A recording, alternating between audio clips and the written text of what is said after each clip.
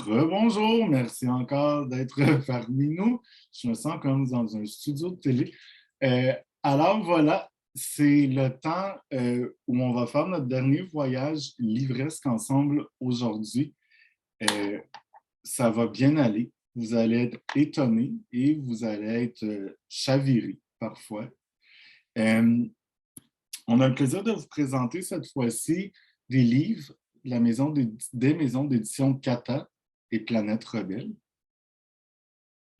où on va s'amuser, oui, à lire, mais où le présentiel aurait été génial pour pouvoir en rafale vous faire de l'audio, parce que c'est une maison d'édition, surtout Planète Rebelle, où le conte est à l'honneur, mais le livre audio à la fois est à l'honneur. Donc, il y a toujours un côté audio avec les histoires et les récits qui sont présentés, mais ça va vous faire de belles découvertes et sachez que parfois, c'est même disponible via Internet. Alors, on n'avait pas vraiment convenu d'ordre pour cette présentation. Anne-Marie, est-ce que je continue? En fait, là, ce qu'on n'a pas dit, mais vous vous en doutez, ça, on le dit, lire, c'est aussi se faire lire, mais ce qu'on n'a peut-être pas, ce qu'on a peut-être oublié de mentionner, c'est qu'il n'y a pas d'âge pour se faire lire une belle histoire. Dans un autre emploi, j'avais une collègue, puis on était dans le monde du livre, dans une boîte d'édition, qui, suite à une maladie, elle ne pouvait plus voir. Donc, elle est tombée aveugle alors qu'elle ne pouvait plus voir. Puis j'allais à l'hôpital et puis je faisais la lecture de livres jeunesse ou des contes. Puis je vais le montrer, là, j'avais un livre qui s'appelle 1000 ans de contes, là. Sans doute vous en avez vu passer de ça, mais c'est des contes qu'au début de chaque conte, ça dit combien de temps ça va te prendre pour le lire. Ça passe de 1 minute à 13, c'est selon. Donc, selon le temps que j'avais. Puis juste des contes courts, elle retrouvait l'amour des mots, la magie des mots, puis elle se faisait ses images parce que, bon, elle avait eu ça. Alors, il n'y a pas d'âge pour se faire lire une leçon et la lecture à voix haute, c'est pas vrai que c'est juste pour les petites personnes. Ça pour dire ça. Alors, la preuve, c'est que je vous présente un ovni et la fois que j'ai présenté ce livre à Anne, ici présente, je pense qu'elle aussi, elle s'est gratté un peu la tête. On a essayé de le comprendre ensemble, mais au moins, l'important, c'est de l'aimer et on peut y comprendre ce qu'on veut. Alors, je vous présente le poil de Baribal. Bon.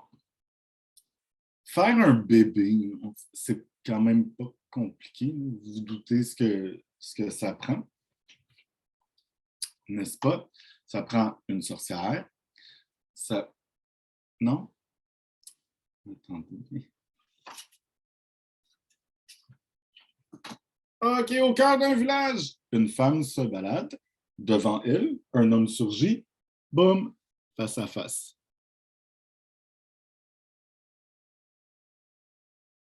Ah, je suis contente de te voir, Dayani. Je savais pas, j'ai pas regardé tout le monde. L'homme, bon, boum, leur bouche gourmande se rencontre. C'est quoi une bouche gourmande? Est-ce que c'est une bouche qui a tout le temps faim ou est-ce que c'est une grosse bouche? Est-ce que c'est... Cette collision est si délicieuse que l'homme reste collé ainsi sans bouger pendant 3 longues journées.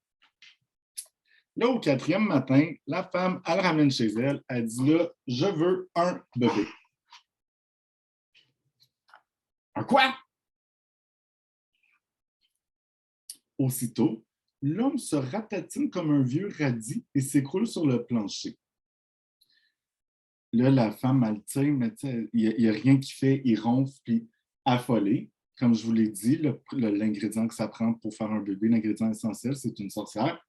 Elle s'en va chez la sorcière pour lui expliquer son souci. La sorcière lui dit, femme, si tu souhaites que cet homme te fasse un bébé, il faudra que tu me rapportes un poil d'oreille d'ours noir, grimpant et grouillant. Et la femme a dit, non, non, non, non, pas un poil de Baribal. La sorcière lui dit, oui. Donc, La femme va chanter dans la forêt, Baribal, Baribal, sors de ta tanière, nanana. Elle va essayer plusieurs ruses pour attirer l'animal et tenter de lui prendre un poil. Mais chaque fois, tu vois, là, le grimpe était prête à lui prendre un poil d'oreille, mais il y a une abeille qui est venue le piquer, donc évidemment, ça ne fonctionne pas. Tombe à l'eau. Mais là, elle veut son bébé, hein? Donc, elle veut le poil de Baribal. Donc, malgré les anguilles électriques ou les murènes, c'est selon, et malgré tout ce qui se passe, c'est le courant marin, elle revient, elle sauve Baribal de la quasi-noyade. Boum, il saute de l'eau. Mais le problème, c'est qu'il tombe sur un bébé orignal. L'ours tombe sur l'orignal. La femme tombe sur l'ours. Et le bébé s'étale comme une crêpe. Mais la maman orignale, elle a comme vu que son bébé, tu vois, ses pattes sont comme un peu écrapoues. Elle n'est pas heureuse. Elle fonce droit sur la femme et sa monture. Et le terrible Baribal tremble comme une feuille. Il sait bien qu'il n'a aucune chance contre une mère en colère. Puis ça, c'est vrai même pour les êtres humains, selon moi. Donc, elle a une idée. Elle dit, on va se pousser dans les airs, ça ne vole pas un orignal. Donc, elle prend un de ses seins, elle souffle, elle dit, mettons, je le fais aux deux. Fait que les deux seins remplis d'air, la bonne femme et le Baribal montent dans les airs. Et ils montent, et ils montent, et ils montent dans les airs. Dans les nuages, Baribal grouille comme un ver de terre, mais la femme réussit enfin à récupérer un poil, retrouver le bonhomme qui est toujours endormi sa pelouse, va voir la sorcière, prend le poil qui, elle, le jette dans le feu en lui disant « Femme, si à toi seule, tu as été capable de combattre une armée d'anguilles électriques, une mère orignale en colère et un ours noir grimpant et grouillant, tu as juste à rentrer chez toi, tire ton homme par l'oreille puis débrouille-toi pour qu'il te fasse un bébé. » Me débrouiller, mais quelle bonne idée! Puis elle rentre chez elle. On ne sait pas trop ce qu'elle fait, mais pas longtemps après, chose certaine, il y a un bébé qui s'amuse avec son papa et sa maman dans le salon. On pourrait aborder, on ne le fera pas, je pourrais parler de la censure dans la littérature jeunesse parce que parfois, il y a des livres qu'on se dit, ben non, je ne veux pas, mais que c'est nos réflexions de grandes personnes qui fait qu'on ne l'ouvre pas devant les jeunes. Puis ça, c'est à vous de savoir si vous l'aimez, ou premièrement, si vous l'aimez ou pas. Mais Le poil de Baribal, un conte de René Robitaille, la narration, elle est charmante. Et puis, avant de passer au prochain, je vais laisser Anne-Marie en parler parce qu'elle aussi, elle a eu un doute en lisant, je pense, la première fois. Non, moi, je n'ai pas eu de doute en le lisant, mais j'ai lu des commentaires, des échanges sur une page Facebook à un moment donné de gens qui étaient complètement outrés, tu sais, de dire que, voyons donc, la femme, elle souffre dans ses seins. Puis je me disais, mais ces gens n'ont pas lu le livre en entier. C'était surtout ça, parce que la morale de l'histoire, grosso modo, pour moi, c'est ça n'existe pas des filtres d'amour, là. Tu sais, ça ne se peut pas de faire une potion magique pour arriver à tes fins, tu sais. Mais je voulais dire, si tu permets, parce que tu as dit on n'a pas d'audio en présence, mais j'ai trouvé un petit extrait sur Internet. Puis Renée Robitaille, c'est vraiment une conteuse, donc c'est elle qui fait la narration. Puis je pense que c'est important de vous le faire écouter parce que c'est pas Planète Rebelle, la mission, l'essence de cette maison d'édition-là, c'est vraiment le conte. Mais le conte dans toute sa superbe, c'est-à-dire c'est d'avoir des personnes qui sont des conteurs, c'est la tradition orale, c'est la tradition de raconter et vous allez voir que c'est vraiment fait de façon professionnelle. Alors, je vais partager l'écran avec l'audio. C'est 40 secondes, donc j'ai pas... Pour partager le son de votre ordinateur, veuillez installer l'appareil audio Zoom. Mon Dieu, je suis désolée, ça ne fonctionnera pas. Ben, écoutez, sachez que vous pouvez écouter la version audio gratuitement sur planèterebelle.qc.ca.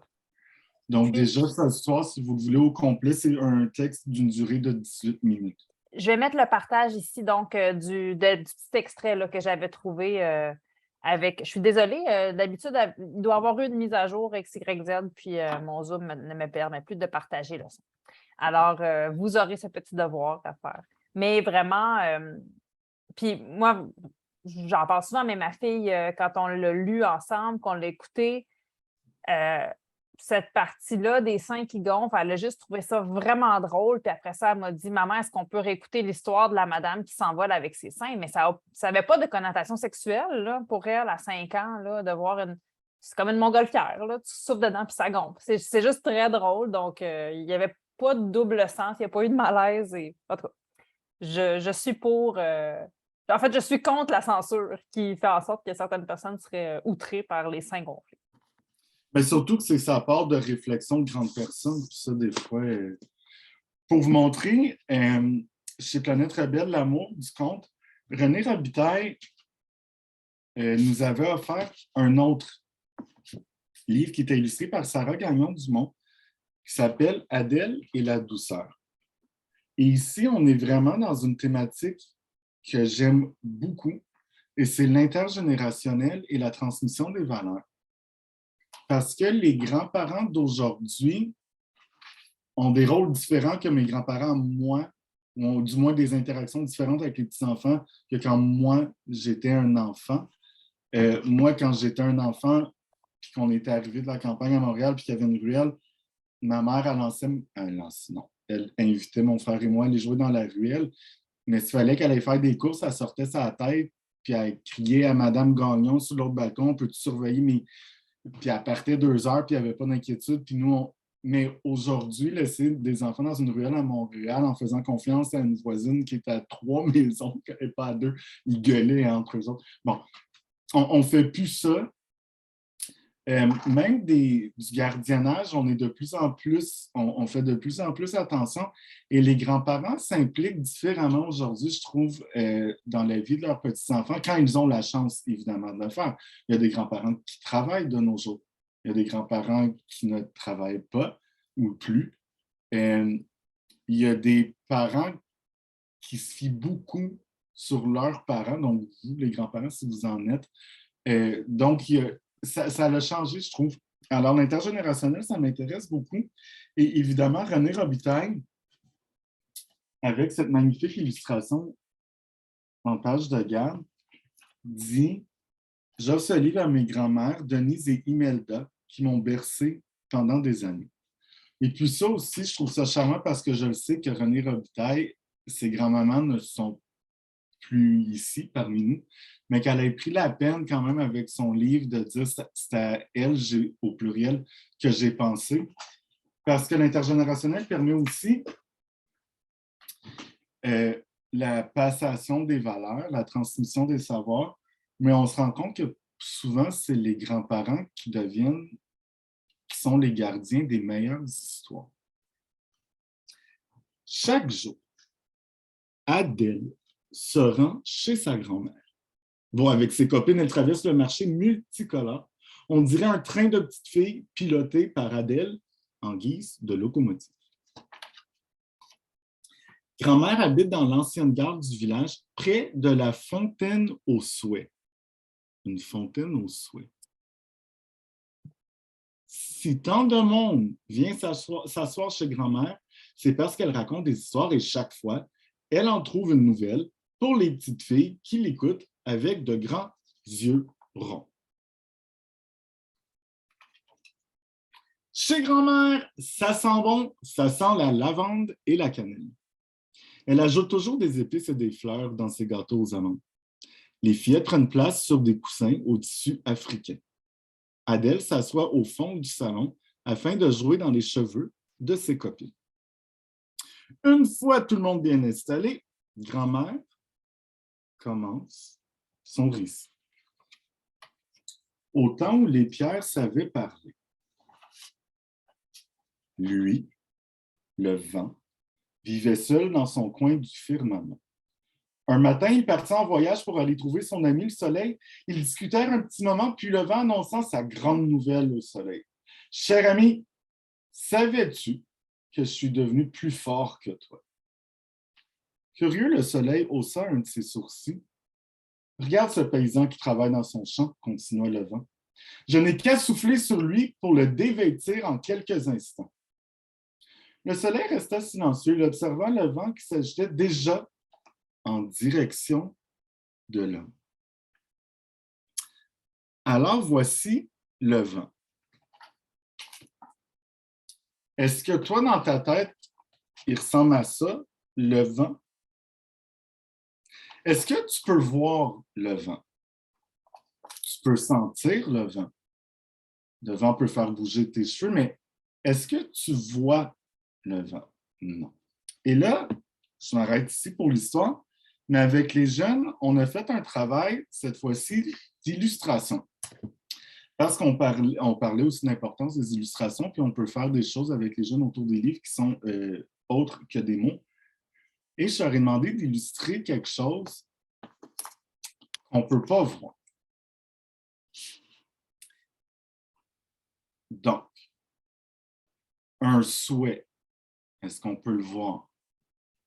Non, mais ça existe dans ton cœur, dans ton esprit, parce que c'est quelque chose que tu veux, mais un souhait en tant que tel, ce n'est pas un objet. Un souvenir. Bref, puis je surfe là-dessus moi-même là, quand je fais des histoires, puis c'est quelque chose qui me fascine. Et une fois, il y a quelqu'un il y a un enfant qui, il faut le faire, hein, mais c'était des plus vieux, il a dessiné un rond. J'ai dit, je peux le voir. Tu as dessiné un rond, j'ai dit, mais un rond, c'est quoi, c'est quoi? Il me dit non. Puis là, suivez-moi parce que c'était vraiment brillant. Il me dit, c'est un trou. OK? Fait que moi, déjà, je dis, oh, Nicolas, est-ce que tu poursuis la discussion ou est-ce que tu t'arrêtes au cas où que ça. Il me dit ce que j'aurais pu dessiner autour, c'est un baril. Il dit un baril avec un trou. Il dit si tu enlèves le bois, si tu enlèves le baril, est-ce que tu vois le trou? Non. Il dit un trou, tu ne peux pas le voir s'il n'y a rien autour. Là, j'ai dit 100% plus de devoir pour l'année pour cet enfant-là, s'il vous plaît. Mais il avait dessiné un cercle, puis il dit mais je ne pouvais pas mettre parce que. Mais il me dit si tu enlèves la charpente de bois du baril, le trou, est-ce que tu le vois?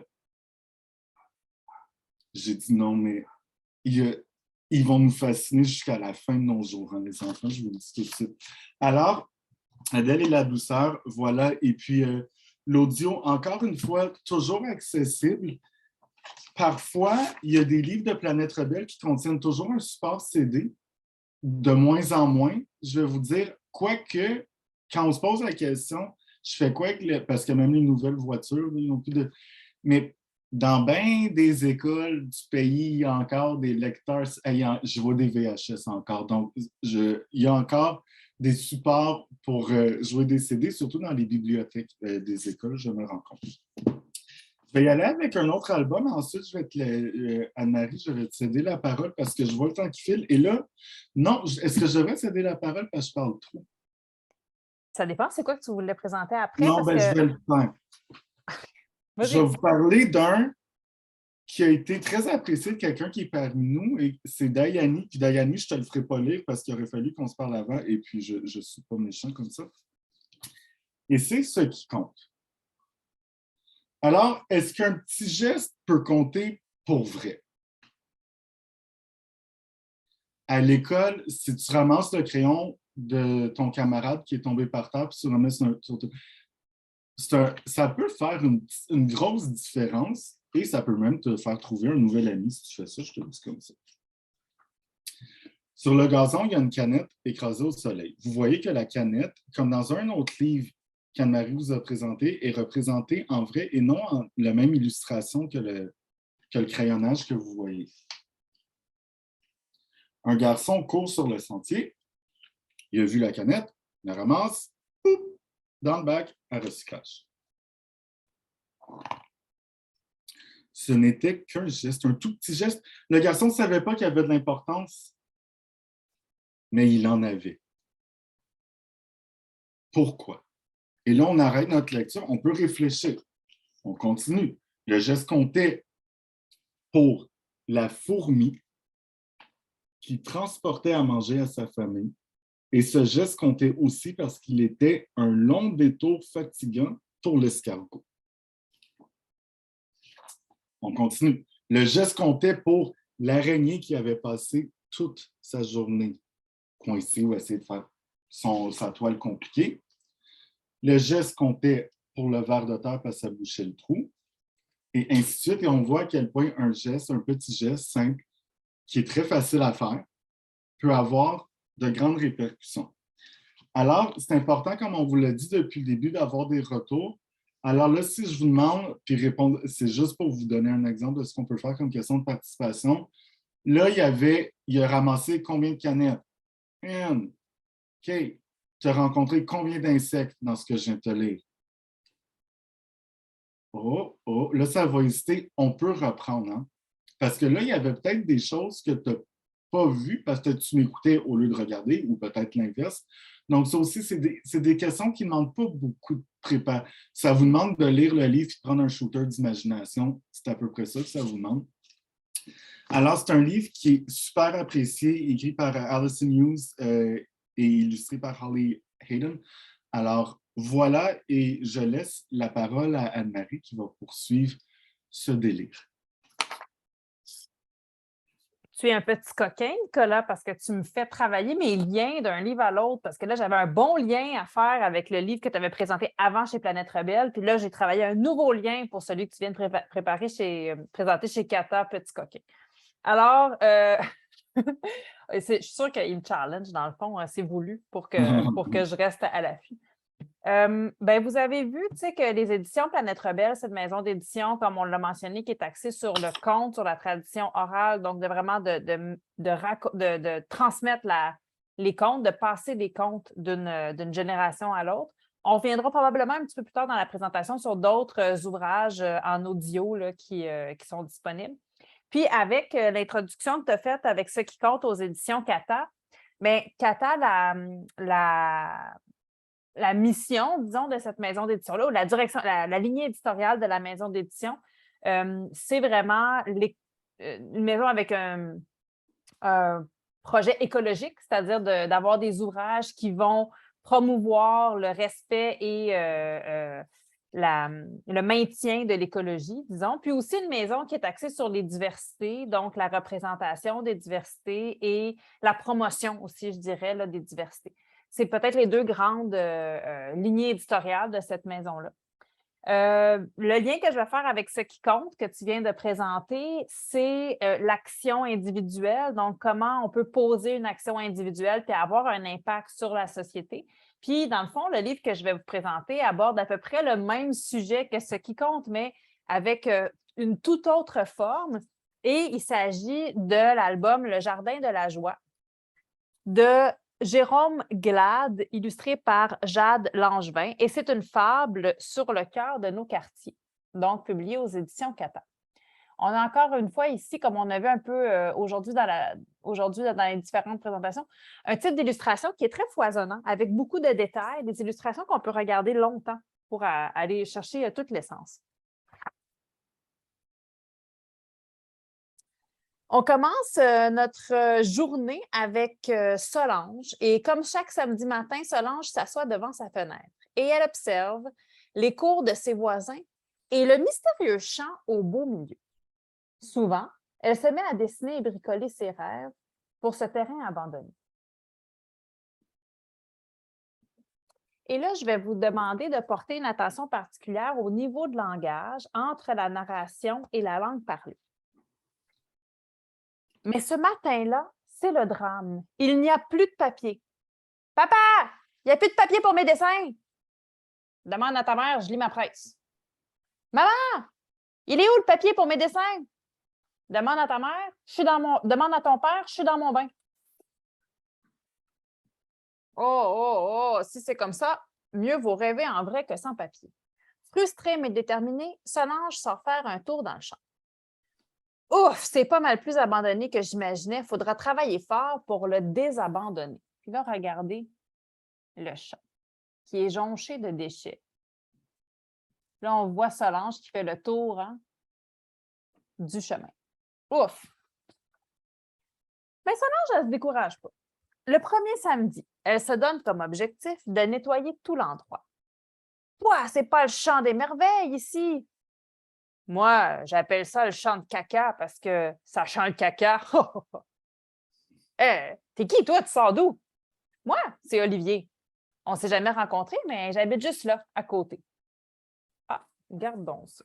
Alors, Solange qui est en train de nettoyer, probablement qu'Olivier l'a vu, hein? Probablement qu'il l'a aperçu puis s'est dit, je vais aller lui parler. Solange continue son travail. En fait, j'ai jamais rencontré grand monde ici, dit Olivier, à part Georges l'écureuil et Poppy, le chien du voisin, qui vient faire ses besoins. Bon, on n'est pas là pour parler, et puis j'ai du travail, moi. Tu m'aides? Ben oui, super. Tu vas voir, Solange, on va faire des belles choses ensemble. Le deuxième samedi, Solange et Olivier se retrouvent pour construire une cabane dans le grand arbre au centre du champ. Ce sera notre maison à tous les deux, se disent-ils. Hey, c'est cool, votre maison. Je peux faire quelque chose de cool avec vous, dit une fillette qui vient de sortir de sa cour. Oui, viens, il y a de la place pour tout le monde, répond Olivier. T'es qui, toi, tu sors d'où? Bon. Vous aurez compris que Solange s'adresse toujours aux autres en leur disant t'es qui, toi, tu sors d'où? Moi, j'utiliserais cette partie-là pour parler de la politesse et de la façon de s'adresser les uns aux autres, personnellement. Est-ce que c'est vraiment une bonne façon d'accueillir quelqu'un qui arrive dans notre champ? Hey, t'es qui, toi, tu sors d'où? Peut-être. Moi, je me rappelle très bien, en deuxième année, ma professeure s'appelait Agathe, puis elle nous avait fait un cours sur la politesse. Puis elle nous avait expliqué, preuve à l'appui, là, avec une démonstration, que quand on courait dans la rue et qu'on accrochait quelqu'un, il fallait s'arrêter pour lui dire « je m'excuse » et non pas continuer à courir en se retournant et en disant « excuse-moi ». Puis je m'en rappelle encore d'Agathe qui fait une démonstration de quand tu accroches quelqu'un, tu t'excuses poliment. Donc, ça vaut la peine de faire cette petite aparté sur « Hey, t'es qui toi, tu sors d'où? » Voilà, une pensée pour Agathe. Donc, de fil en aiguille, comme ça, semaine après semaine, les enfants vont faire des actions, de nouvelles actions pour entretenir le terrain, mais aussi pour installer des petites cabanes, faire un trou dans la clôture pour que les gens puissent circuler, avoir une table à pique-nique, décorer l'espace. Il y a de plus en plus d'enfants qui arrivent, mais il y a aussi des adultes qui se joignent à eux. Alors, regardez, au fil des samedis, le terrain abandonné est devenu un champ des merveilles. Un champ des merveilles partagé entre les voisins. Tour à tour, les voisins défont leur clôture et ouvrent de petits comptoirs où chacun échange ses objets ou des services. Ici, rien ne s'achète, tout s'échange. On peut y échanger de la limonade contre un jeu d'échecs, un cours de piano contre 1 heure dans la piscine, un livre contre une collation. Ici, tout est made in chez moi. On ne fait que revaloriser ce qui n'est plus utilisé. Camille ouvre un gym avec les vieux appareils de ses parents. Comme neuf, ils n'ont servi qu'une fois. Émile crée un petit train avec la vieille tondeuse et les brouettes que sa mère n'utilise plus depuis qu'elle a remplacé leur gazon par une piscine. Etc., etc. Et puis un samedi, Jasmine arrive avec ses gros tambours. Psst, tu fais quoi avec ça? S'inquiète Solange. Ben, mon père ne l'utilise plus. Je me suis dit qu'on pourrait partir un orchestre symphonique. Et elle se met à jouer des sons très forts et pas très sympathiques. Mais qu'est-ce que vous faites ici? C'est quoi ce bazar? Crie un parent qui sort affolé par le vacarme. Ah, parce que des fois aussi, on a beau revaloriser un endroit, mais il faut faire attention à ce qu'on y fait dans cet endroit-là. Hein. On ne peut pas faire le bruit qu'on veut, comme on veut, sous prétexte qu'on a pris en charge cet endroit-là. Hey, ma batterie, s'écrie un autre parent très fâché. Vous voulez de la limonade maison? Lance Solange. Répondent les deux parents. Tenez, on vous en donne, mais en échange, vous ne serez plus fâchés. Ah, ben quand même, c'est une solution. Alors voici, c'est comme ça que les parents et toute la communauté vont s'être mobilisés autour de ce terrain-là et vont faire des grandes fêtes. Donc, c'est une belle fable sur l'entraide, le travail d'équipe, le respect des autres aussi. Il y a beaucoup d'éléments autour du respect des autres qui peuvent servir de point de départ pour une discussion. Et ça s'appelle le jardin de la joie. Puis, il y a peut-être dans votre environnement un petit espace abandonné comme ça, un petit lieu. Ça peut être même un petit carré de gazon, un petit carré de terrain. De plus en plus, il y a des initiatives citoyennes pour prendre en charge ces carrés de gazon-là qui sont abandonnés puis y planter des fleurs. Mais Ça peut être une idée de faire ça avec les jeunes, donc s'inspirer de l'ouvrage pour aller investir un petit bout abandonné et en faire un lieu qui va être plus agréable à vivre. Pour poursuivre dans la même lignée que le jardin de la joie, je vais vous présenter une autre histoire de jardin, mais cette fois-ci, c'est le jardin d'Églantine. Et ça, c'est également un ouvrage paru aux éditions Cata. C'est un album de Maud Chaillé illustré par Kayu Chen. C'est le premier d'une série, Les 5 sœurs. Et la série, Nicolas, qui aime les histoires intergénérationnelles, tu seras charmé aussi par cette série intergénérationnelle, ce premier album-là. Donc, et puis, je vais en parler après des pages de garde. On va commencer par l'histoire. Alors, c'est la fête d'Églantine et on lui demande ce qu'elle souhaite pour son anniversaire. Églantine, elle aime l'été. Elle dit « J'aimerais que l'été arrive demain. » Mais pensez-vous que ça va être le cas? Ouf, elle aime beaucoup l'été, elle adore jouer dans la terre, cueillir des fleurs, grimper aux arbres, observer les fourmis. Elle déteste l'hiver. L'hiver, c'est un jardin de glace, dit-elle en faisant la grimace. On ne peut rien faire. Moi, j'adore l'hiver, s'éclame Aster, sa grande sœur. On peut construire des forts, organiser d'énormes batailles de boules de neige. Et ses autres sœurs vont lui dire aussi que l'hiver, c'est formidable. Elles sont évidemment 5 sœurs. Grand-papa arrive et il a apporté pour Églantine un cadeau. Et dans son cadeau se trouvent 5 graines. C'est un drôle de cadeau. Avec aussi une paire de gants, un râteau, une pelle, puis 5 graines. Ah bon. Et son grand-père va lui expliquer, je t'ai apporté tout ce qu'il faut pour me faire à ma fête ma salade préférée. Et ta salade préférée comprend. Alors, des tomates cerises, des laitues, des radis, des petits pois et des concombres. Alors, les graines, ça devait être des graines de laitue, de tomates cerises, de radis, de petits pois et de concombres. Dans les 5 graines qu'on avait ici. Donc, Églantine, avec sa famille, va faire toutes les étapes nécessaires à la préparation de la salade de son grand-père. Va faire les semis, c'est encore l'hiver à l'extérieur. Elle va attendre avec grande hâte qu'enfin la neige fonde. Elle va choisir un espace sur son terrain pour faire son jardin. Elle va faire ses plants.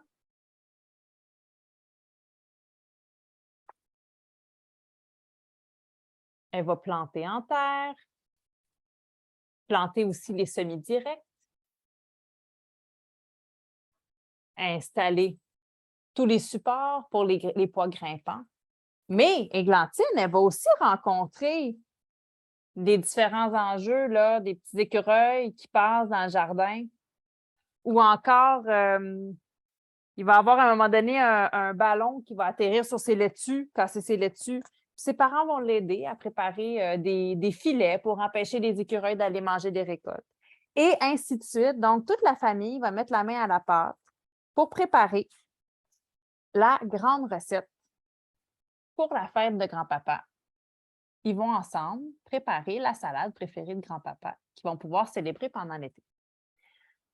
C'est donc, comme je vous le disais, une histoire intergénérationnelle, donc transmission de la connaissance, transmission du savoir. C'est aussi, si jamais vous êtes intéressé à faire, par exemple, à partir du printemps, votre propre projet de jardinage à l'école, bien, vous avez, je trouve que c'est une idée brillante de partir de l'idée d'une recette. C'est-à-dire, on ne fait pas pousser des légumes sans les avoir sélectionnés. On choisit des légumes pour réussir une recette spécifique. On peut commencer les semis dès le mois de février, dans la classe février ou mars. Donc, et c'est le premier ouvrage d'une série de 5 livres qui vont mettre en relief les 5 sœurs de la famille. Donc, Aster, Anémone, Églantine, Mio et Lila. On n'a pas encore vu quels seront les prochains ouvrages. Ce qui est intéressant avec ce livre-là, si on le prend avec le Jardin de la joie, si on le présente les deux à un groupe, et on demande aux enfants ensuite, qu'est-ce que tu préfères? Un jardin comme le jardin de la joie où tu pourrais taper du temps et faire ce que tu veux, t'amuser toute la journée?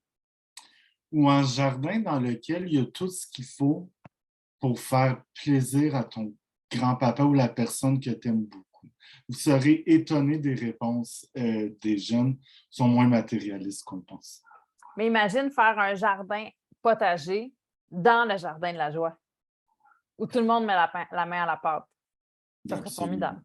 Tout ça peut. Mais demandez-le là, ça, là, demandez ça aux jeunes, leur faire réfléchir entre s'amuser puis faire plaisir à. Ils tendent souvent vers le faire plaisir à quelqu'un qui aime. Puis, juste, vous n'avez collectionné combien de cartes là, qu'ils font à la fête des mères Saint-Valentin, puis à bon. Puis Ah, il fallait les collectionner?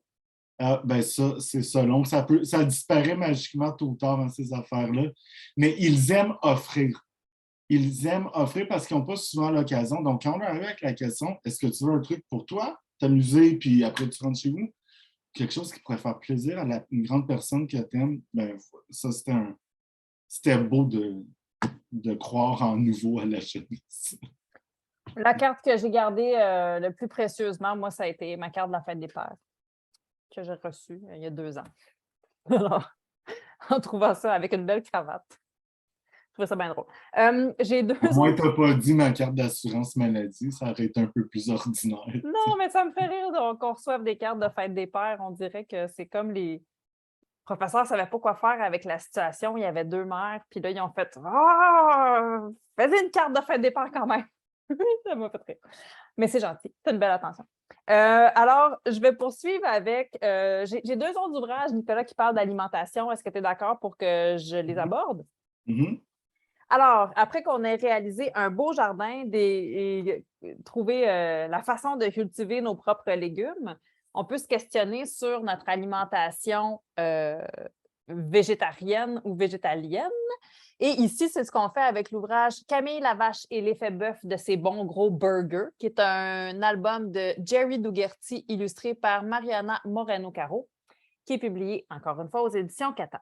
C'est un ouvrage assez récent, la même autrice que Comment transformer une banane en vélo, que je vais vous présenter après, donc Jerry Dugerty. Mais ici, regardez l'illustration comme elle est magnifique. Il y a un petit reflet, j'essaie de pas trop vous la faire, pas trop faire refléter le reflet. Excusez-moi, hein, quand on part depuis 8h30 le matin, à un moment donné, notre vocabulaire devient un peu chaotique. Dans cette histoire, alors, on est dans une ville à quelques villes de là. Hein, il y a un gros festival, le festival du meilleur bon gros burger. Et savez-vous qui va participer au concours du meilleur bon gros burger cette année? Eh bien, c'est Camille, la vache. Une vache qui fait des hamburgers. Vous ne trouvez pas qu'il y a quelque chose d'un peu curieux dans cette histoire-là? Ses amis lui disent d'ailleurs, mais voyons donc, tu ne vas pas aller faire des hamburgers. En plus, depuis des années, c'est le chef poivrier. C'est Chef Poivrier qui gagne le concours des meilleurs bons gros burgers. Fait étonnant à noter, Chef Poivrier, c'est un personnage non-binaire avec les pronoms non-binaires qui sont utilisés, donc le IL qui est utilisé. Ça ne fait pas partie du récit, ce n'est pas un thème du récit, mais c'est ce qui est utilisé pour ce personnage-là. Alors, ses amis lui disent Es-tu tombé sur la tête, caquette les poulettes? Ça ne finira pas bien, ronchonnent les cochons. Je le ferai avec tout et n'importe quoi qui n'est ni de la viande ni du fromage.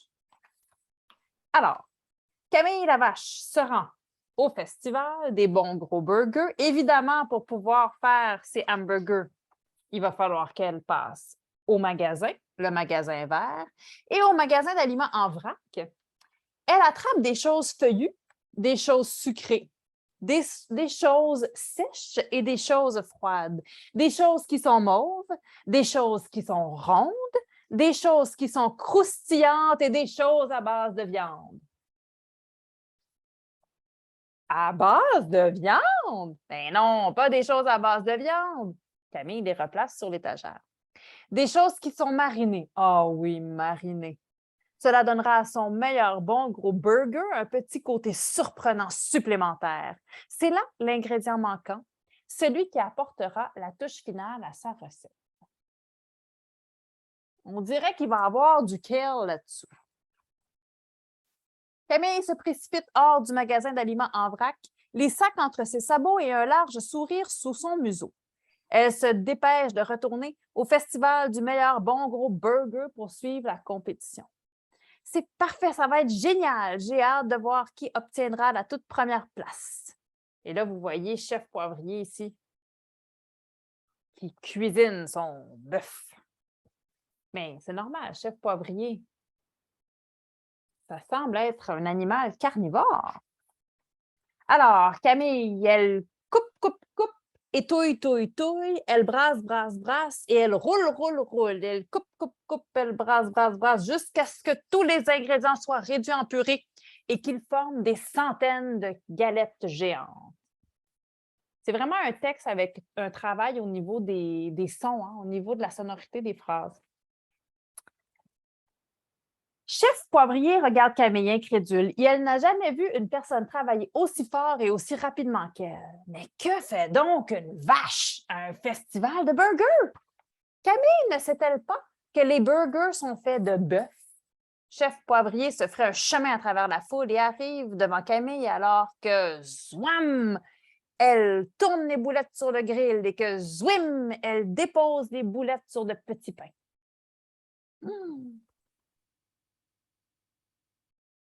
Qui va gagner, vous pensez? Qui va gagner le concours du meilleur bon gros burger? Chef Poivrier lui dit « Ce ne sera jamais aussi délicieux que mes burgers », arrachant l'assiette des sabots de Camille. « Mes burgers sont les plus juteux, les plus fromagés et les plus dodus qui soient. N'oublie pas que j'ai remporté le trophée l'année dernière et l'année d'avant et l'année d'avant. » Oh, j'ai l'impression que Camille commence à douter. Et là, quand il prend une bouchée des bons gros burgers de Camille, entendez-vous la musique qui sort de cette page-là? C'est comme une révélation.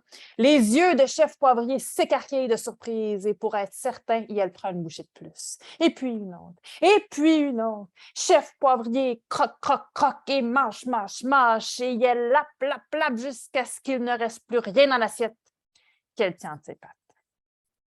Ah, j'ai faim. Avez-vous faim? Ça me donne faim. Alors, qui va gagner le concours des bons gros burgers, pensez-vous? Camille Lavache. J'ai oublié de vous le dire, tantôt je vous ai dit, je vais vous en parler après. Dans les 2 derniers ouvrages que je vous ai présentés, les pages de garde servent de complément d'information. Alors ici, vous avez la recette des burgers Quel festin de Camille la chef. Et à la fin, vous avez les effets négatifs de la viande de bœuf dans le cycle de la déforestation. Donc, on nous explique ce que fait la culture, l'élevage du bœuf dans le cycle de la déforestation. Puis dans le jardin d'Églantine, on avait la recette pour faire pousser des haricots verts. Puis à la fin, la présentation là, entière de la collection et de la famille des 5 sœurs. Donc, on a utilisé vraiment chacune des pages de l'ouvrage dans son entièreté. Puis peut-être après, je te recéderai la parole, Nicolas, si tu veux présenter un autre ouvrage, mais je vais présenter donc l'autre album de Jerry Dougherty, qui est celui-ci illustré par Ravi Put. C'est un des premiers livres là, qui est paru chez Cata, dont on avait vraiment beaucoup entendu parler. C'est une fable écologique. C'est vraiment un ouvrage qui, à mon sens, permet de bien définir la maison d'édition. Quand on lit cet ouvrage-là qui est simple et qui est court, on comprend vraiment bien c'est quoi leur mission éditoriale. Alors, le vieux grincheux, M. Michael, habite au bout de la rue avec Louisa, son épouse pas si grincheuse que ça. Pas d'enfants, pas d'animaux, que le vieux et grincheux M. Michael et son épouse que le vieux monsieur grincheux que le vieux et grincheux M. Michael et son épouse pas si grincheuse que ça. Tous les gens du voisinage savent qu'il ne faut pas les déranger. Ils ne quittent jamais la maison, même pas pour la fête annuelle de quartier. Tous les deux, c'est ainsi qu'ils aiment la vie. Regardez-les. Ça a l'air d'être passionnant. Mais un jour, ça, s'ils ne savent pas encore lire, vos enfants, ils vont quand même comprendre qu'à chaque fois qu'on voit ça, toc, toc, toc, ça cogne à la porte. Au début, ils ne veulent pas répondre. Mais l'épouse, pas si grincheuse que ça, dit, va donc répondre, là. Et regardez qui est là. Oh, ça cogne encore, excusez-moi. Ça insiste. Devinez qui est là? C'est notre petite chouette, ici. Alex. C'est un enfant du quartier avec le sourire fendu jusqu'aux oreilles. Excusez-moi, monsieur, puis-je avoir une banane? Une quoi? Une banane. Et là, blanc. Alex se fait fermer la porte au nez. Mais, sans se décourager, Alex revient avec d'autres enfants. S'il vous plaît, donnez-nous une banane. Puis là, à un moment donné, la pas si grincheuse que ça, elle dit, dis donc une banane, ils vont nous laisser tranquilles. Et ils repartent avec la banane. Quelques jours plus tard, 2 jours plus tard, le lendemain matin, pardon. Oh, encore dérangé. Puis là, 5 enfants, dont Alex, attendaient derrière la porte avec un vélo tellement grand et tellement beau que le vieux et grincheux M. Michael n'avait jamais rien vu de tel. Un tandem. Avec 2 sièges et 2 pédaliers, un panier, un phare avant et un klaxon.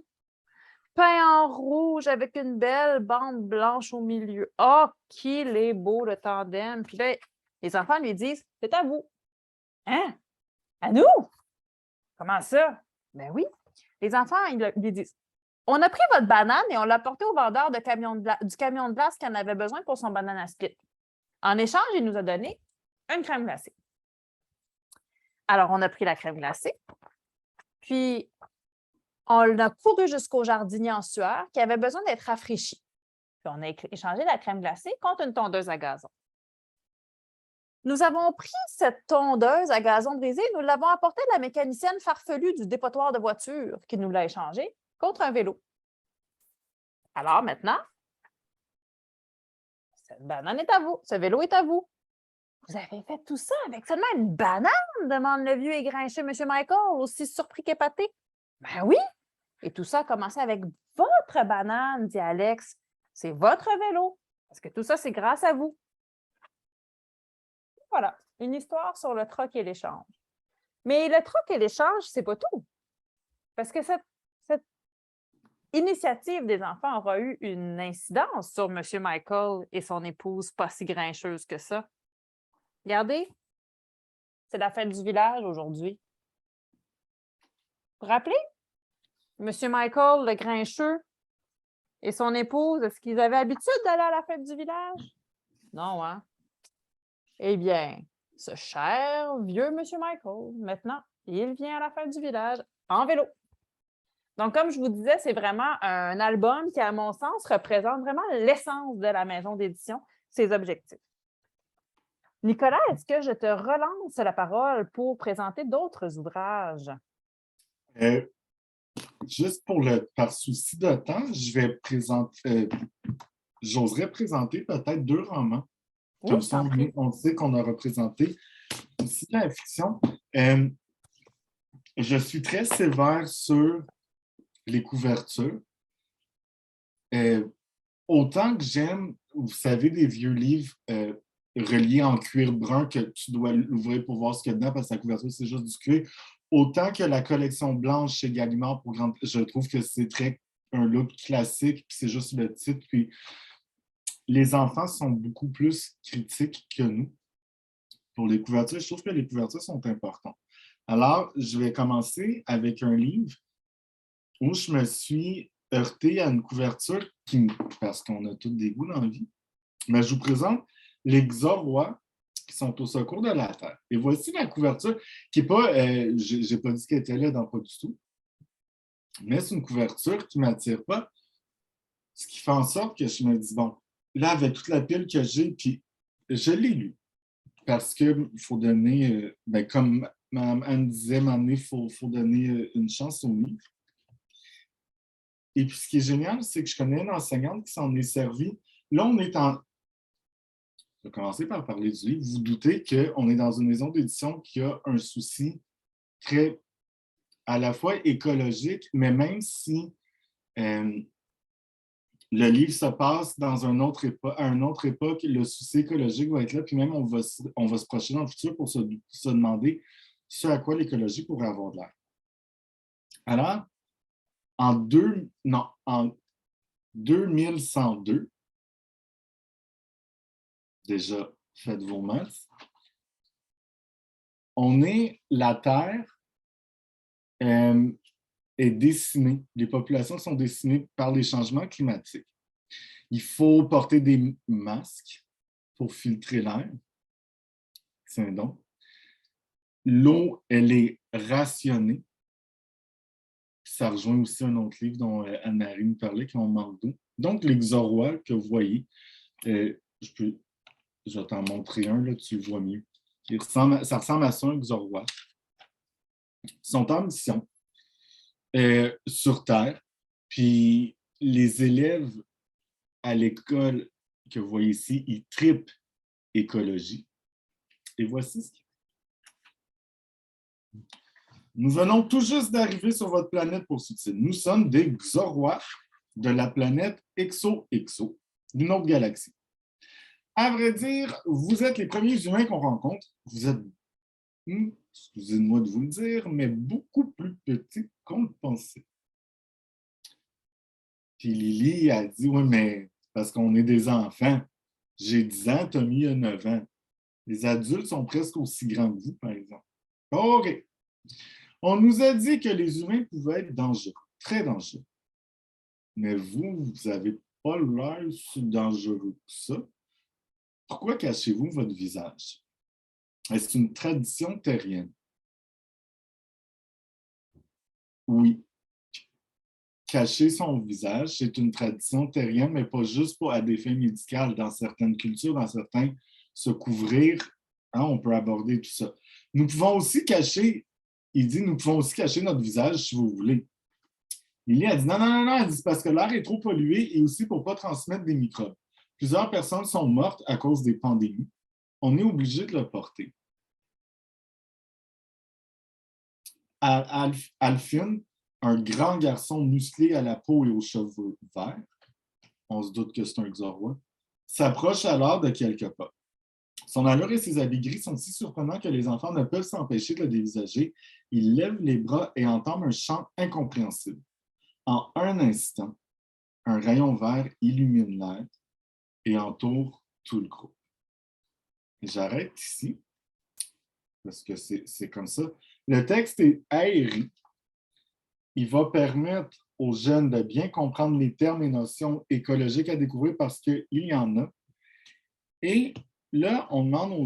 Non, avant de dire c'est quoi l'activité qu'on a faite, je vous relis ce qu'elle a dit. On porte des masques.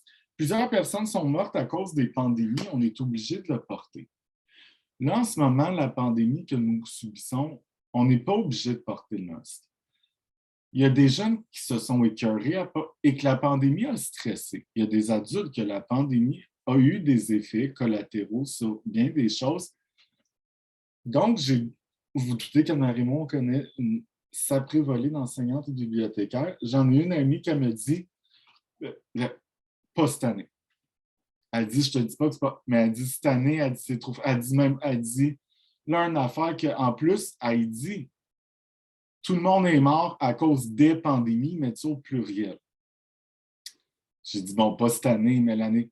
Elle dit, ton livre se passe en 2102. Elle dit, mes jeunes d'aujourd'hui sont-ils morts en 2102? Ben, j'ai dit, ça dépend de quel âge aujourd'hui, mais si vous faites le calcul, là, on est en 2023. C'est dans combien de temps? 2102. Tout le monde est encore en 2022, Nicolas. Pas t'obstiner. Oui, en 2022. Je voudrais juste pas vieillir plus vite que prévu. Mais 2102, là, tu demandes aux jeunes, est-ce que tu vas être ici premièrement? Non, mais c'est dans pas si longtemps que ça. Fait qu'un jeune qui se dit, dans les centres, il va avoir, tout le monde va être mort à cause des pandémies, qui a peut-être connu des gens qui sont morts à cause de cette pandémie-ci. Il y a eu un souci sensible du côté de elle. Et puis, l'autre qui s'en est servi, elle dit, on prend Puis c'était très bon, c'est un super bon roman d'aventure. Elle dit, on fait le contraire. Elle dit, disons qu'en 2102, la Terre, on a réussi à être assez intelligent pour tout faire l'inverse que ce que les problèmes climatiques risquent d'engendrer. Et disons qu'on a été assez intelligent pour se prendre en main aujourd'hui. À quoi ça ressemblerait en deux?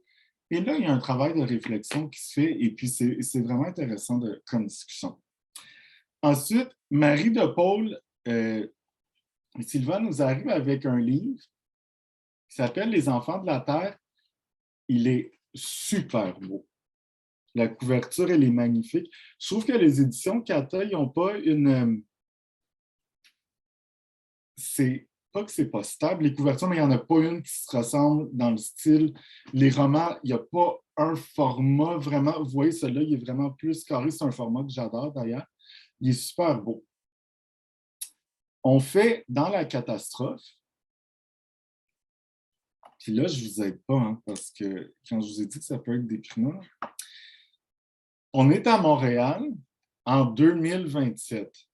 Ça, pour ces chiffres-là, c'est proche de nous, fait que je suis capable de faire les maths. Montréal, qui est la ville mise en lumière dans ce livre, est dévastée par une pandémie qui tue des milliards de gens partout dans le monde. Et là, si ça commence à être la mode dans tous les romans de jeunesse, moi, je vais écrire à certaines personnes. Mais il faut lire pareil parce que pourquoi est-ce que la pandémie d'ici tue des gens ailleurs dans le monde? Ah, déjà, ça, c'est différent. Évidemment, Marius, comme Rémi sans famille, il est devenu orphelin. Donc, il va comprendre rapidement la chance qu'il a de s'en sortir, mais il va falloir qu'il se joigne aux autres survivants. Maintenant, c'est quoi un survivant? Est-ce que tu peux être un survivant de plus qu'une chose qu'une maladie ou un virus?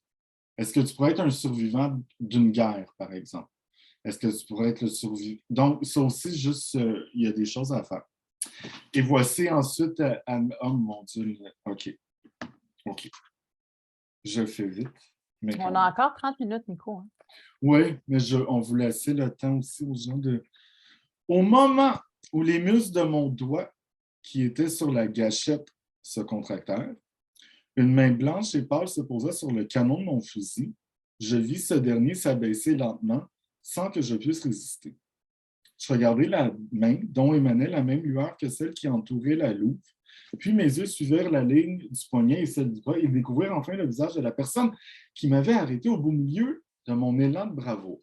Je ne vous dis pas c'est quoi l'élan de bravoure. Vous vous doutez que la louve, déjà, on la voit, elle va être importante. Par contre, qu'est-ce que vous avez entendu? L'enfant va se servir d'un fusil, le doigt sur la gâchette, il y a un autre fusil, un autre quelqu'un. Là, on instaure la violence par arme à feu ou la présence d'armes à feu. Il n'y a pas tiré. Hein. La présence d'armes à feu dans le livre. Ça aussi, si on ne lit pas d'avance nos livres, puis on se dit, hey, c'est un truc de pandémie, un roman d'aventure qui se passe à Montréal, lisez ça, c'est sûr que vous allez trouver ça cool. Ça peut heurter parce que, mettons, peut-être des jeunes qui vivent les réalités de gang de... ou peu importe, ils entendent des choses. Puis pour vous, c'est important de savoir parce qu'il y a aussi des grandes personnes à qui les jeunes parlent de leur lecture qui peuvent venir vous en parler à vous. Donc, c'est important de bien saisir le contenu de ces livres. C'est quand même un roman d'anticipation. Oui, on fait dans la catastrophe, mais au moins, les éditions Kata ont... puis là, j'essaie de le voir. Il y a un sceau ici qui dit carboneutre. Donc, même dans la confection de la production de leurs livres, Kata, ce n'est pas juste dans le contenu des récits de fiction, c'est aussi dans leur manière de faire des livres qu'ils ont une réelle conscience écologique. Alors, avec les jeunes, on leur a dit, ceci s'appelle un résumé. Vous pouvez leur expliquer c'est quoi une C4, mais c'est un résumé. Le résumé, ça explique un peu ce que tu vas trouver dans le livre. Alors, tu as aimé le résumé parce qu'il est percutant, le résumé. Là, je leur demande, faites-moi un résumé catastrophe best-seller, mais qui n'est pas celui-là, une fois que vous avez lu le livre. C'est-à-dire, présente-moi le livre autrement que les 2 petits paragraphes que tu vois qui sont écrits à l'endos du livre. On partage ça avec les amis. Après, on partage nos résumés, puis on se rend compte que le livre aurait été pas nécessairement lu différemment, mais quand tu fais ton C4, ton résumé, évidemment, toi, tu vas mettre les éléments qui t'ont le plus marqué dans ta lecture, et là, tu te rends compte qu'est-ce qui a pu marquer un peu les autres. Alors, c'était super chouette comme activité d'écriture. Et puis ensuite, ils peuvent peut-être développer pour en faire d'autres petits romans. Alors voilà, c'était les 2 romans de chez Cata que je ne voulais vraiment pas manquer. Alors, Anne-Marie, je te cède la parole. Anne-Marie, je ne t'entends pas. Ça y est. C'est le moment de la journée où j'oublie systématiquement d'allumer mon micro.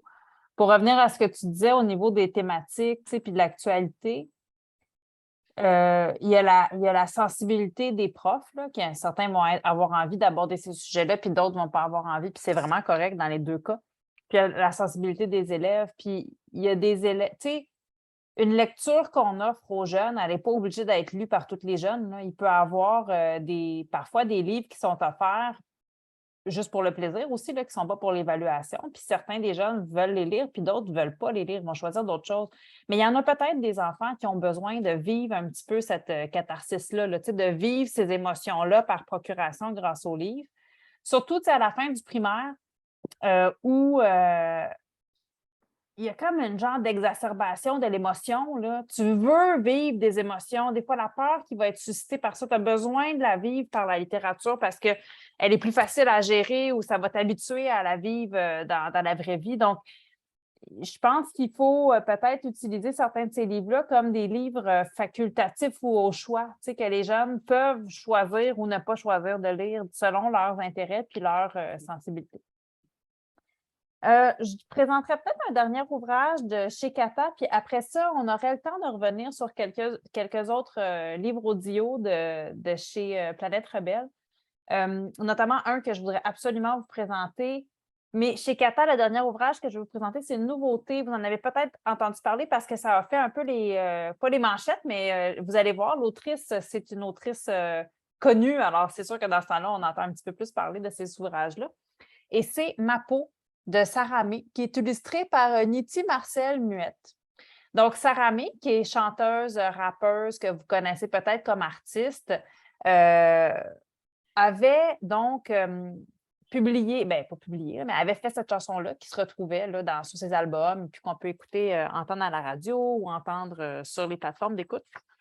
Et les éditions Cata l'ont approchée pour qu'elle en fasse un album. Donc, c'est vraiment le texte de la chanson qui est repris et qui est mis en illustration. Il y a donc beaucoup de répétitions dans l'album parce que c'est un texte de chanson, donc les refrains reviennent, il y a le côté de l'oralité de la chanson aussi, mais c'est une chanson qui a été très importante et qui est encore très importante parce que elle reflète l'unicité des gens, leur identité personnelle, leur identité corporelle et la fierté d'avoir une identité corporelle et une identité personnelle. Donc, elle nous dit « Depuis toujours, j'ai été fière de ma peau. Même si plus jeune, je me comparais aux autres. On joue les fiers, mais on n'a pas la tête haute. Plusieurs qualités, mais c'est notre plus gros défaut. » Évidemment, on va aller chercher la chanson puis la faire écouter aux jeunes pour regarder les illustrations avec la chanson. J'en vois qui renient leurs origines, font des pâles copies des originaux et préfèrent refaire leur boule au fin fond du Brésil. Dis-moi, est-ce que je perds la tête ou on est en plein délire? Et là, il y a un peu d'anglais.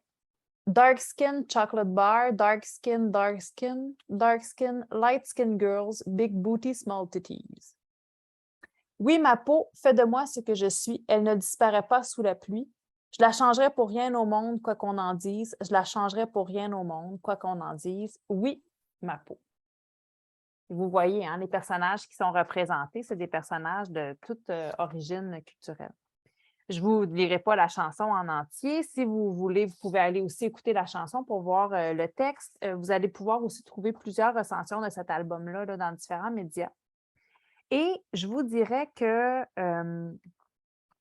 ce qui m'a beaucoup accroché dans cet ouvrage-là, c'est le dossier complémentaire à la fin.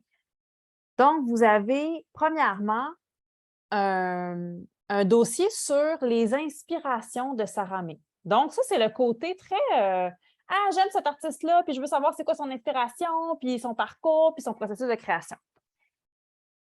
Parmi ces inspirations-là, ben, il y a entre autres sa mère, il y a d'autres chanteurs, il y a l'afrobeat, elle raconte la première fois où elle a enregistré une chanson. Mais ensuite, elle va parler, il va y avoir un passage sur la force du féminisme. Et là, on explique ce qu'est le féminisme, on explique le mouvement MeToo, on parle par exemple de Frida Kahlo qui a eu une importance dans son processus de réflexion sur le féminisme. Elle va nous dire, entre autres, j'ai beaucoup de représentations de Frida chez moi. J'ai compris que c'était une femme qui n'était pas de son époque. Elle était à contre-courant dans sa façon de penser et d'être. Toute la douleur qu'elle a vécue, elle l'a transposée à travers la peinture, elle m'impressionne. On va avoir là, tout ce dossier-là sur le féminisme et sa vision aussi du féminisme. Ça reste quand même un dossier qui est assez court, là, qui fait peut-être 6 ou 8 pages. Donc, ça pourrait être une introduction vers d'autres ouvrages qui vont parler du féminisme. Puis moi, j'aurais envie de vous dire aussi, parce que je suis une grande, grande fan de balado, puis il y a peut-être 1 an et demi, moi, je ne connaissais pas vraiment Sarah May. Je ne savais pas exactement là, qui elle était, ce qu'elle avait fait. Ce n'était pas une musique que j'avais eu l'occasion de découvrir.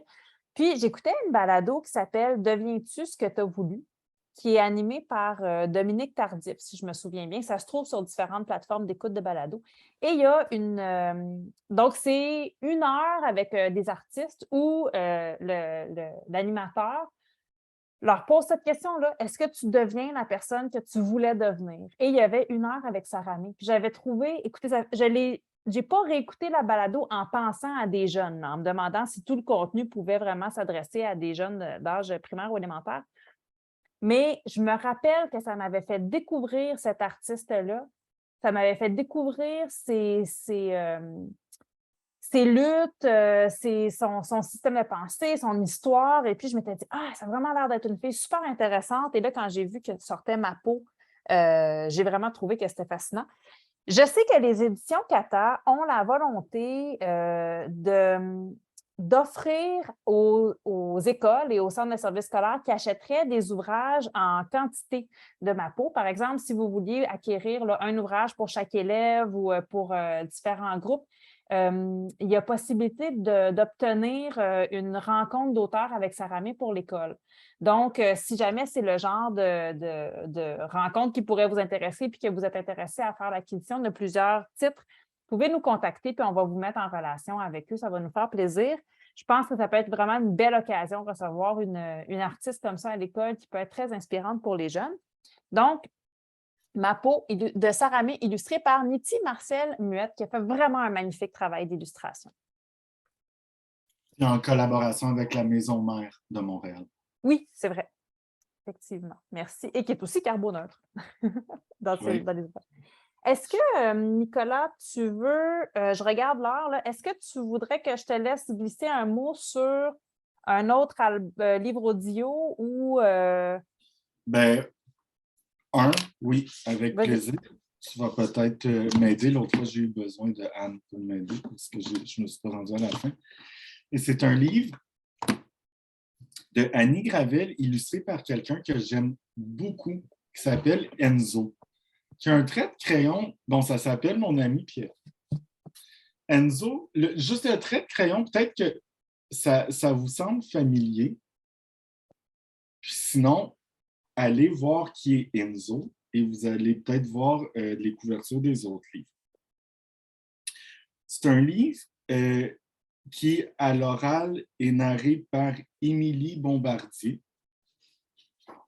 Le CD est disponible et puis ça a été fait avec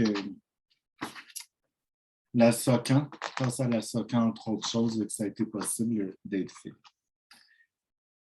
Puis là, la petite fille dit, mon ami Pierrot, il est souvent dans la lune, comme dans la chanson. Puis là, il y a beaucoup de textes. Le conte oral, surtout quand c'est pour un but audio, des fois, c'est plus long. parce que ça se déguste longtemps. Autrefois, avant que nous sachions écrire, il y a des gens qui se retrouvaient à la fin d'une longue journée autour d'un feu, et puis là, ils commençaient une histoire, mais ça pouvait durer toute la nuit. C'était des longues histoires. Puis voilà pour ce qui est un peu de la structure du conte. Donc, elle dit, tout en en lune, ça doit être pour ça que ses parents lui ont donné ce prénom. La première fois que j'ai vu Pierrot, il jouait dans la salle commune. Ah, c'est quoi une salle commune? Il construisait un immense mur de blocs, impressionnant, plus haut que lui en plus. Maryse, mon infirmière, me l'a présenté. J'étais contrarié, alors je n'ai pas souri.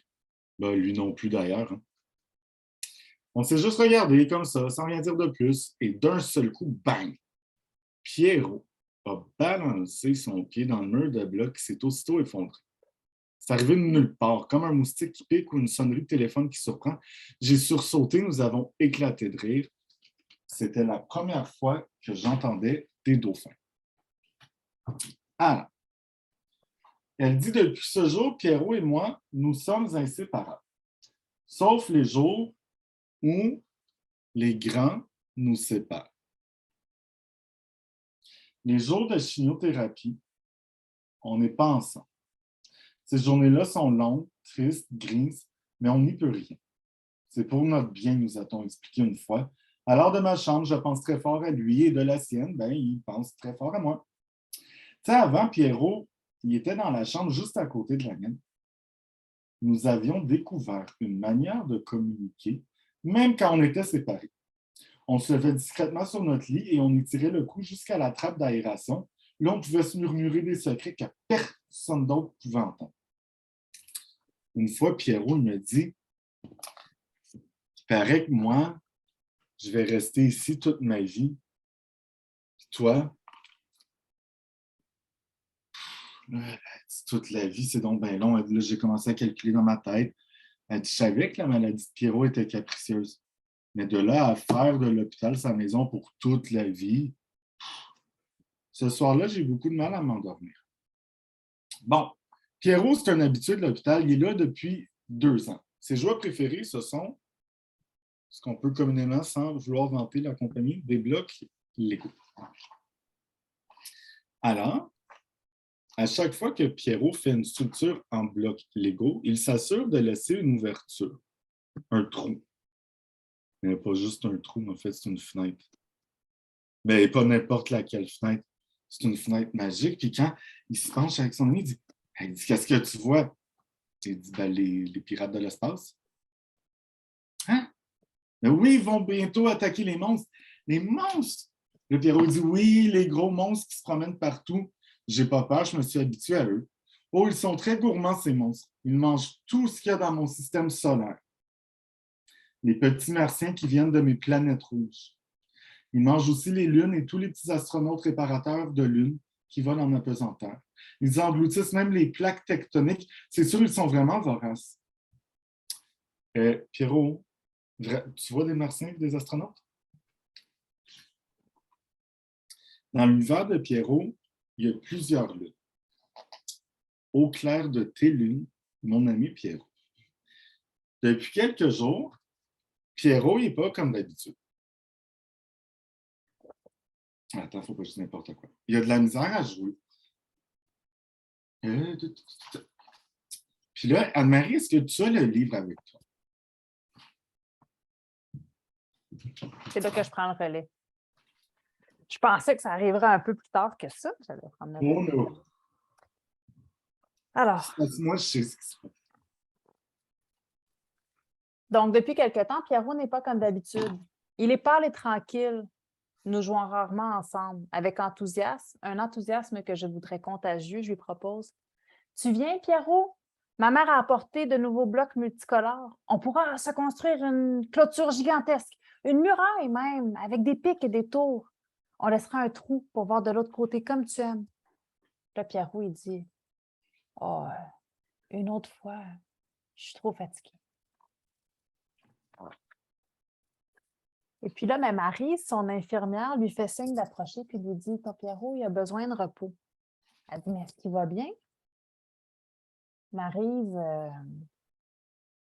ne lui répond pas vraiment. Elle lui frotte le dos. Elle lui fait une légère pression dans le dos, comme une petite patte de chaton sur le ventre de sa maman, puis elle m'accompagne jusqu'à la salle commune. Que penses-tu de construire une superbe clôture avec tes nouveaux blocs, me suggère-t-elle calmement. Dès qu'il se sentira mieux, Pierrot viendra te retrouver, ça lui fera une jolie surprise.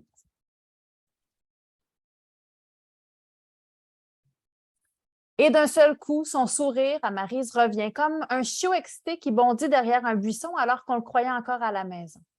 En même temps, ses yeux de café deviennent moins corsés. Elle tourne les talons et disparaît. Parce qu'ici, c'est aussi l'école de la patience et de la sagesse. On apprend à lire entre les lignes, à écrire des lettres à nos familles et à nos amis, à compter les jours qui restent avant de rentrer à la maison. Moi, je suis une bonne élève et j'ai lu Le silence de Maryse. Je me doute bien que quelque chose ne tourne pas rond. Alors, elle commence à faire son mur de blocs, mais vraiment, ça ne tourne pas rond, ça ne marche pas comme elle voudrait. Et puis, elle longe le mur de la chambre qui mène à la chambre de Pierrot, comme une espionne. Et là, elle rentre dans la chambre de Pierrot. Elle lui demande, « Tu dors? » « Non, je construis une clôture. » « Mais je ne vois pas de bloc. Je ne vois pas de clôture. Mais je sais qu'avec Pierrot, tout est possible. Je lance une clôture, vraiment? Oui, une belle clôture blanche en bois de bouleau, bordée de grands tournesols qui imitent le soleil. Puis tu as laissé un trou? Oui, mais cette fois, il est dissimulé. C'est un petit trou avec une toute petite porte coulissante qui se referme, verrouillée par un tout petit cadenas qui s'ouvre avec une minuscule clé. Et Pierrot, les yeux fermés, il dit, « Quand je regarde par le trou, je vois plein de choses magnifiques, des couleurs en arc-en-ciel, des lianes qui scintillent, des rivières de brume, des gros nuages lumineux qui chantent mon nom. Écoute. » Pierrot se tait un instant tout en gardant ses lèvres fragilement arquées sur son visage détendu. Je n'ai pas la même clôture dans ma tête, mais j'essaie tout de même de voir par le trou le paysage que mon ami me décrit et d'entendre le chant mystérieux des nuages. Sa faible voix interrompt mes pensées. Un jour, quand je serai trop fatiguée, je m'envolerai par le trou de ma clôture et j'irai me bercer sur les nuages. Je ne comprends pas vraiment ce que mon ami doit me dire. Mais là, tout à coup, la petite entend des pas dans le corridor. Puis regardez, elle va se cacher dans le garde-robe de Pierrot. Parce qu'elle n'est pas supposée d'être dans sa chambre. Et là, plusieurs adultes, des médecins et des spécialistes, je suppose, entrent et forment une haute clôture circulaire autour de mon ami. Aucun trou, je ne le vois plus.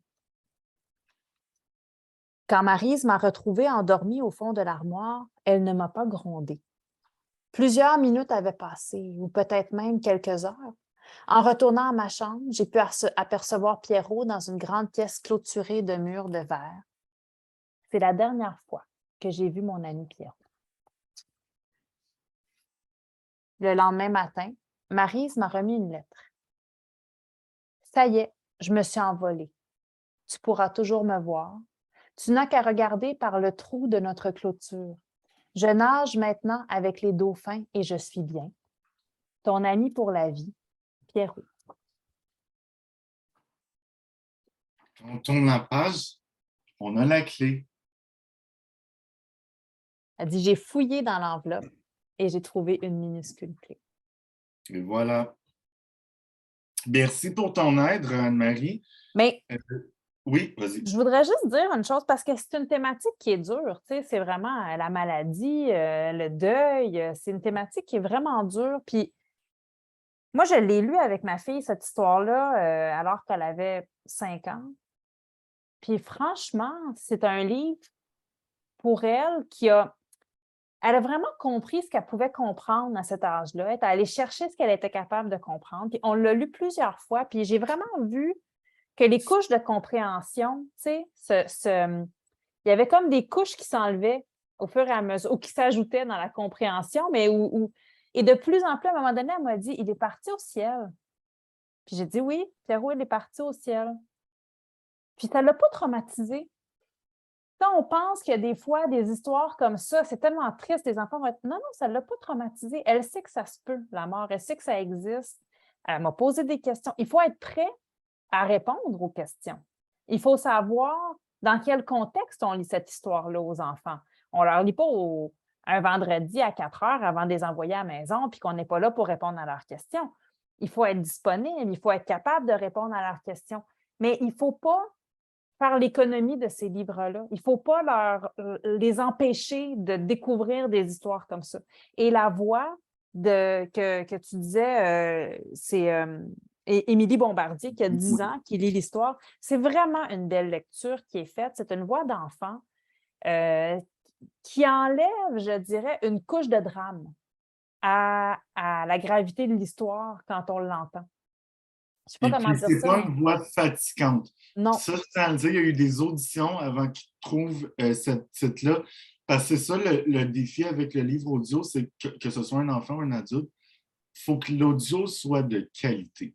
Parce que quand l'audio n'est pas de qualité, puis que le jeune aime le livre pareil, c'est vous qui êtes pogné à l'écouter over and over and over, puis vous allez le faire disparaître, m'emmener. Mais ça compte, cette qualité-là. Puis, tu sais, on a le temps à l'intérieur de 90 minutes de vous présenter quelques titres, d'autant plus que là, on est avec 2 maisons, Kata et Planète Rebelle. Mais sachez que si vous prenez un livre de chez Planète Rebelle, l'audio sera de qualité. J'ai jamais écouté un livre de chez Planète Rebelle qui était mal fait, c'est vraiment un souci très particulier qui est accordé à ça. C'est autant une compagnie qui fait du CD qu'une compagnie qui fait du livre. Les CD sont tout aussi soignés que les ouvrages qu'on vous a présentés, soyez-en assurés.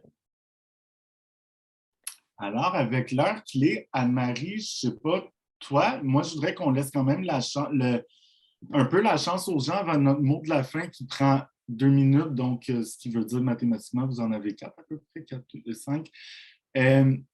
Avant de vous dire merci, tout ça, on voudrait soit vous entendre, échanger.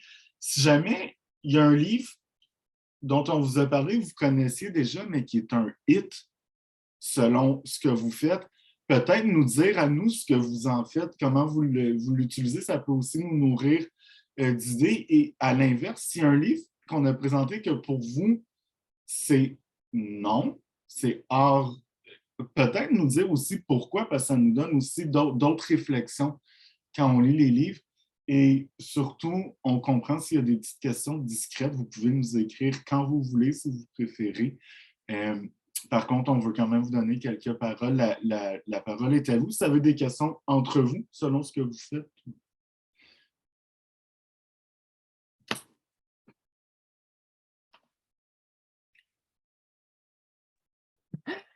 À chaque fois, je pense que tout le monde a eu une bonne journée aujourd'hui avec beaucoup d'ouvrages qui ont été présentés. Peut-être que vous avez besoin d'un petit peu de délai pour assimiler tout ça.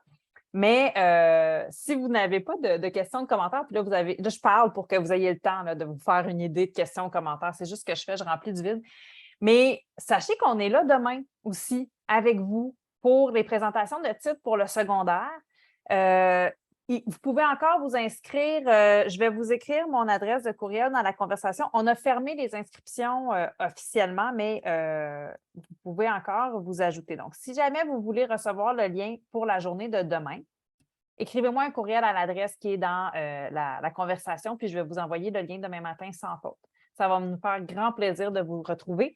Puis même s'il y a des corpus qu'on présente demain qui sont les mêmes qu'aujourd'hui, ça ne sera pas les mêmes livres qu'aujourd'hui, à quelques exceptions près qui seront présentés. Ah, Dayani qui nous dit que sa liste s'allonge. On est désolé de vous coûter cher comme ça. Dayani, elle, on l'a fait dépenser. Hein, c'est bon. Ceci dit, c'est nous qui vous remercions. Je vais faire mon petit mot de la fin. Je vais laisser Anne-Marie conclure. Bravo. Non, on n'a pas passé à travers. On a bien voyagé ensemble. La littérature jeunesse, d'ici et d'ailleurs, elle est riche, elle est diversifiée. On est passé d'albums avec des pages pas de texte, d'albums avec beaucoup de texte, des romans première lecture, des romans à grand caractère, des documentaires de toutes les sortes pour tous les goûts. Puis c'est ça, la littérature jeunesse, c'est comme un gros buffet. Donc, avec ce qu'on a fait ensemble aujourd'hui, maintenant, c'est à vous de prendre les petites lectrices, les petits lecteurs, leur faire découvrir ce buffet-là, puis leur laisser manger avec les yeux des grosses bouchées de tous les genres pour se forger une personnalité de lectrice et de lecteur, parce que sachez que c'est la carrière qui commence le plus jeune et qui te suit toute ta vie. Mais c'est celle qui peut être la plus belle et la plus profitable. Alors, je vous remercie encore de votre participation. Je vous souhaite un beau voyage dans les lectures qu'on vous a présentées, que votre voyage ne s'arrête jamais. Et pour ceux et celles que c'est possible, je vous dis à demain. Anne-Marie, à toi. Merci Nicolas, merci pour votre participation. On vous a annoncé tantôt qu'on allait faire une prochaine journée. Alors, on peut vous dire tout de suite de mettre à l'agenda votre journée du 28 septembre. C'est la journée qui a été choisie pour les maisons qu'on vous a nommées tout à l'heure. Aujourd'hui, on avait, sans blague, là, 100 personnes qui se sont inscrites pour recevoir les liens de rediffusion de cette journée. Donc, si vous êtes en salle de classe le 28, soyez pas gênés de vous inscrire quand même, puis on va vous envoyer les liens de rediffusion. Notre objectif à nous, c'est sûr qu'on veut des personnes qui assistent parce que c'est le fun de vous parler, mais notre objectif à nous, c'est de transmettre l'information. Fait que si pour vous, le meilleur moment d'entendre ça, c'est le dimanche matin à 8 heures, inscrivez-vous, puis on va vous envoyer les liens de rediffusion. C'est vraiment ça l'objectif. Donc, je vois une main qui se lève. Anne qui a levé la main. Je vais te céder la parole. Merci, hein, merci à vous deux. Oui, Kata et Planète Rebelle, j'avais déjà eu en privé quasiment, là, mais je suis pas capable j'aurais pu partir, mais je suis pas capable. Vous êtes vraiment des passeurs de livres incroyables tous les deux. Ma question, c'est justement ça. Moi, j'ai assisté aujourd'hui, mais bon, je travaille en librairie, puis je suis en train de former des libraires jeunesse. Est-ce que moi, je pourrais avoir les liens pour qu'eux puissent les lire ou non? Oui, Pas les liens lire, vont... mais les visionner. Oui, en fait, tout va Je être te sur fais la la demande? chaîne. Oui, ben non, mais tu vas le recevoir parce que tu es inscrite, puis tout va être sur la chaîne YouTube de façon ouverte. Donc, effectivement, ton monde va pouvoir les écouter avec plaisir. On est ravis de savoir que tes équipes vont pouvoir l'écouter. Okay, mais c'est une très bonne question parce qu'on va le spécifier ça comme outil de formation pour justement les libraires. Merci de ta présence précieuse. Les autres que je connais, ceux que je ne connais pas, je suis ravi de vous avoir rencontrés. J'espère que vous allez toutes et tous récidiver demain. Alors, sur ce, allez écouter un audio, là. On vous a donné des liens, on vous a donné des choses à écouter, des devoirs à faire. Et surtout, amusez-vous, laissez-vous verser. Et on se dit à demain, sinon à très bientôt. Merci.